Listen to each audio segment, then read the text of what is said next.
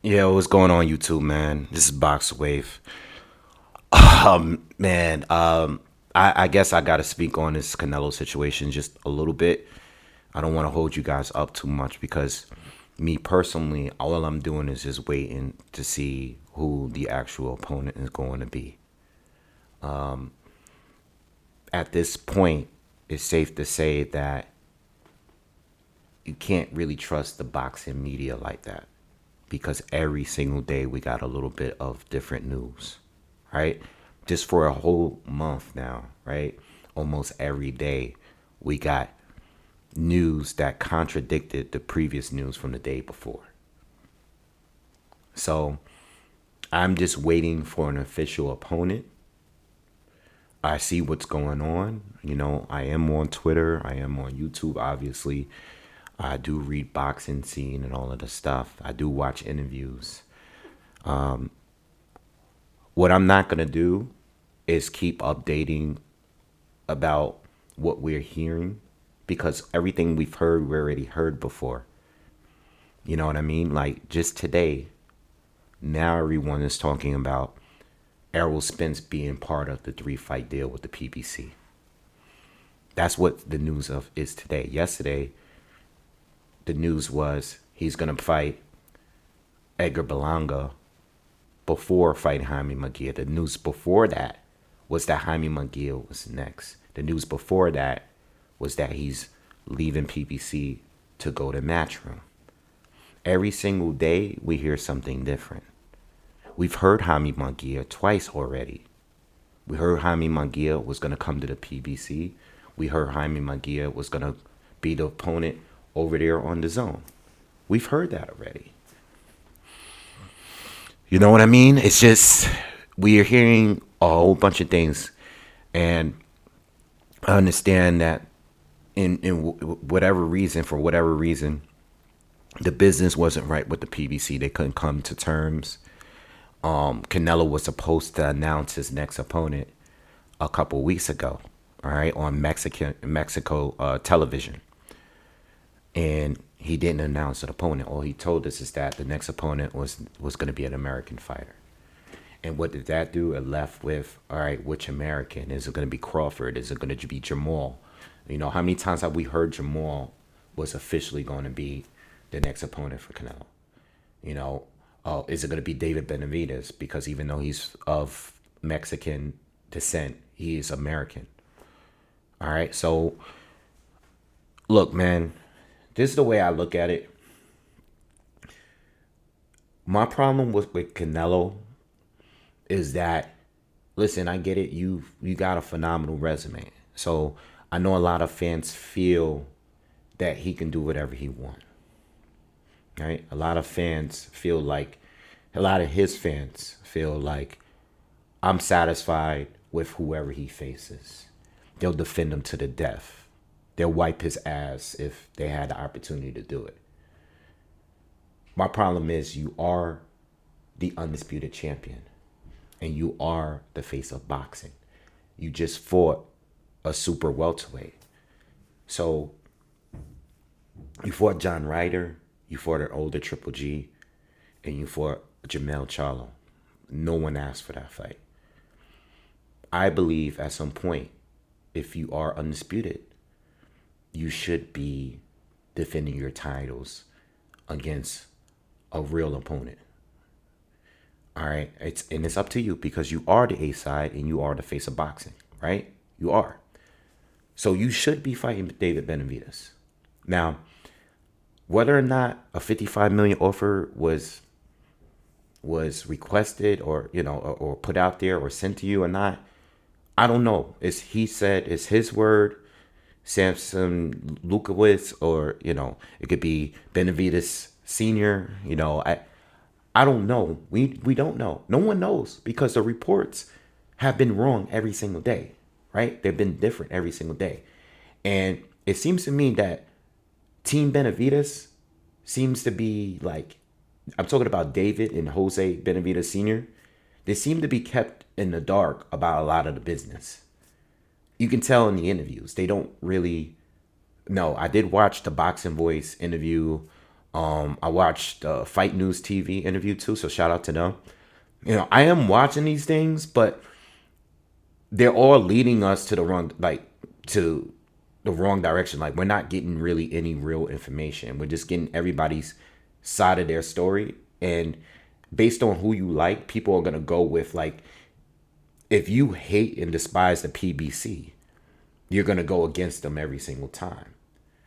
And I don't like PBC's business practices. Like, I don't think that they handled this situation properly, because if you agree, whether you're on Showtime, well, they were on Showtime at the time,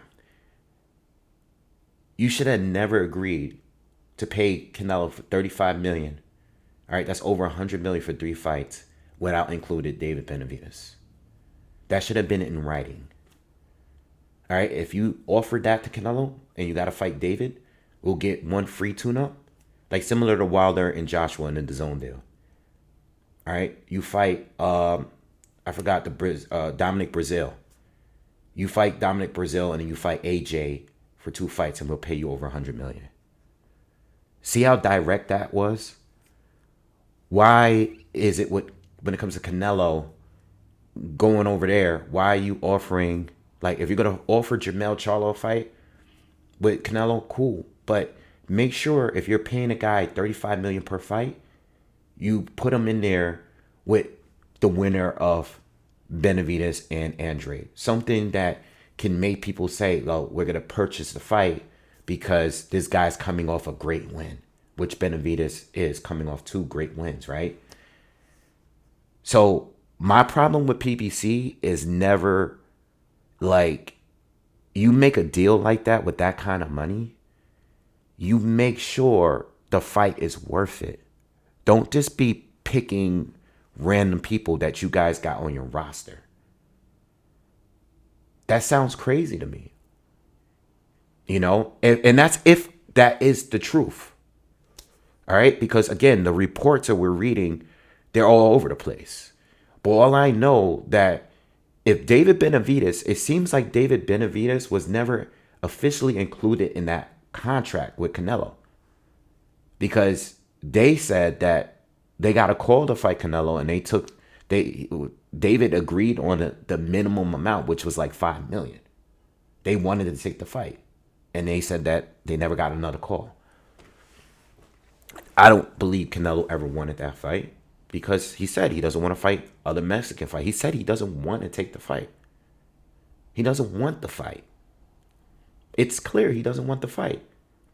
And I know the fans made it about David not having like any real good wins, but he picked up good wins this year. He beat Plant and he beat Andrade. Those are good wins.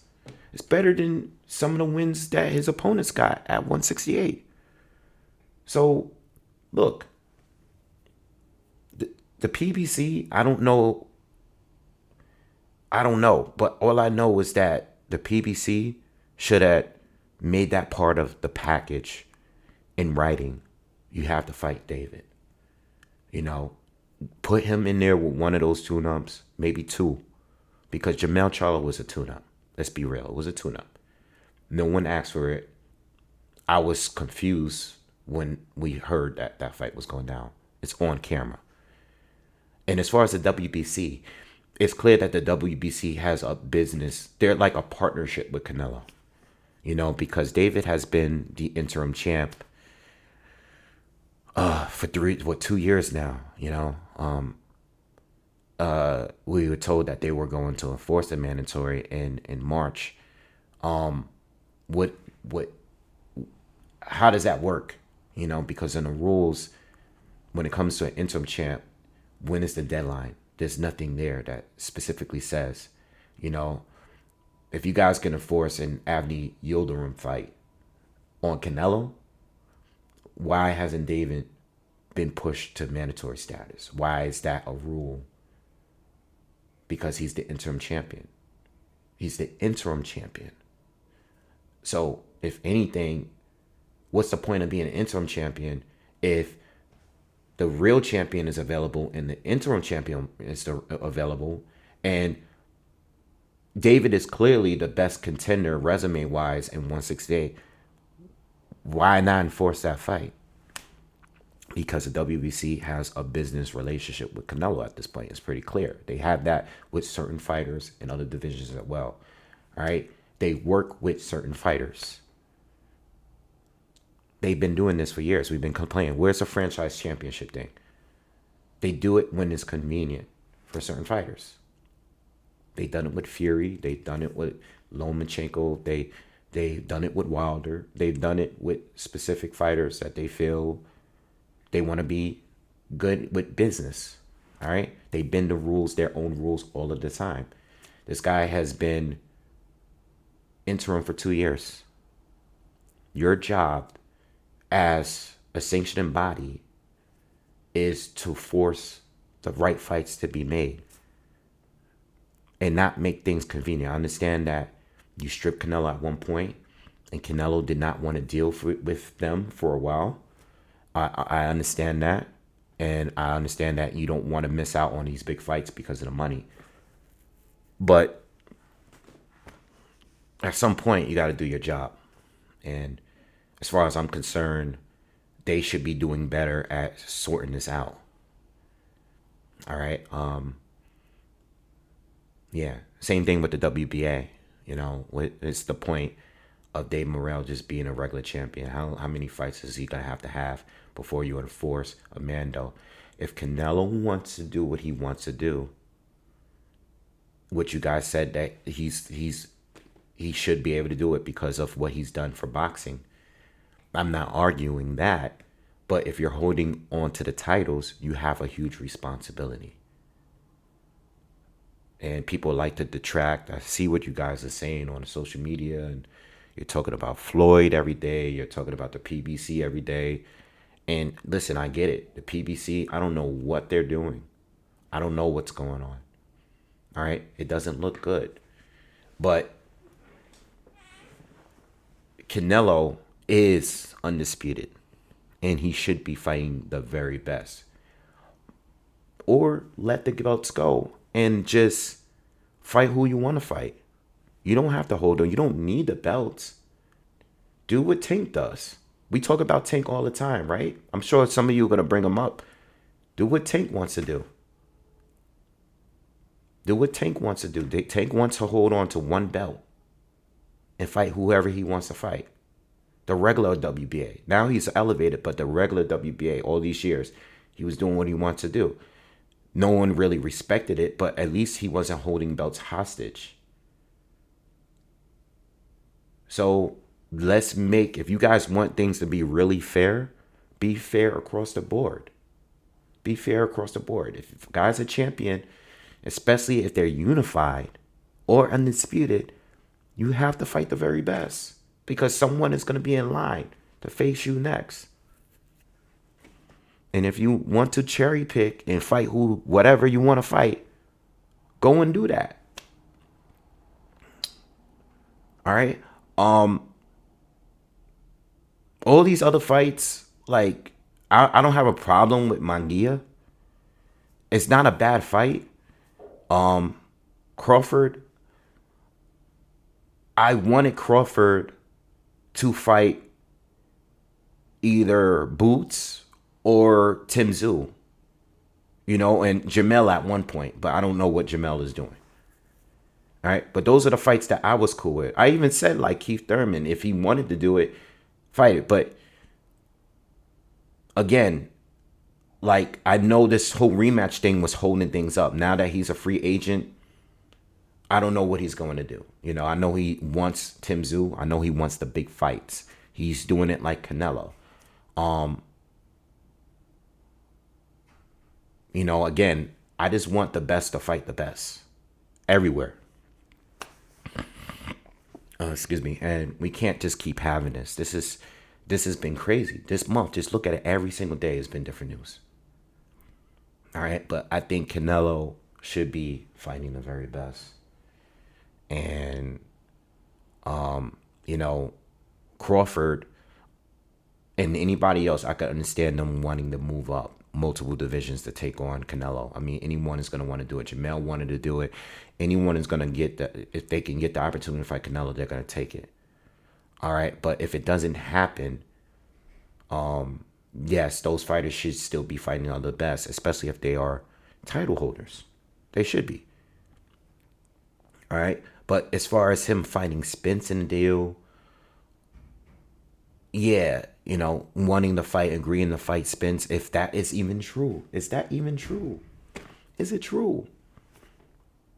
How do we know at this point? Because tomorrow they might say the 3-fight deal involved someone else. It's been different every day, and how do we know what to really believe? All I know is that the PBC should have been more, boom, here's the names. This is who. And how would you offer that money without including David Benavidez? This is wild to me. Or the winner of Benavidez and Andre, because again, this was before that fight.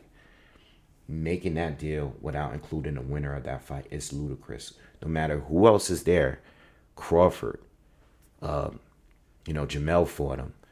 That fight should have been included in that deal, mixed with whoever else. But that should have been a priority, especially because David is a PBC fighter. This is crazy to me. All right. Anyway, that's my thoughts. I'm just sitting back. I'm gonna wait until the next opponent is actually officially announced.